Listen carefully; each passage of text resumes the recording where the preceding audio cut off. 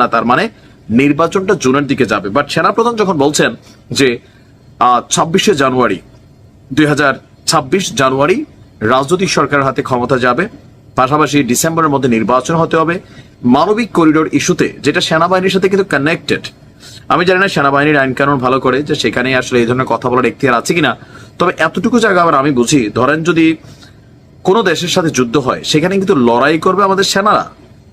So সেনা পরিবারের প্রধান হিসাবে তিনি তার জায়গা থেকে এই ধরনের কথা বলার হয়তো বা অধিকার থাকতেও পারে। রাজনৈতিকভাবে আসলে এটার ব্যাখ্যা বিশ্লেষণ কি জানি না, কারণ আমাদের রাজনৈতিক নেতারা তো যুদ্ধে চড়াবেন না, তারা যাবেন না, তারা দেশ ছেড়ে পালাবেন অথবা খুব ফুললি সিকিউরড হিসেবে তারা থাকবেন। সীমান্তে লড়াই করবে আমাদের সেনাবাহিনীকে লড়তে হবে বা বিজিবিকে লড়তে হবে। তো সেই ক্ষেত্রে সেনাবাহিনী হয়তোবা মন্তব্য করতেও পারে, একটা পয়েন্ট অফ ভিউতে এরকমও মনে হচ্ছে। আবার নির্বাচন একটা একটা জাতীয় দাবি। এই মুহূর্তে দেশের সবচেয়ে বড় জনগোষ্ঠী রাজনৈতিকভাবে যারা ক্ষমতার দিকে ধাবিত হতে যাচ্ছে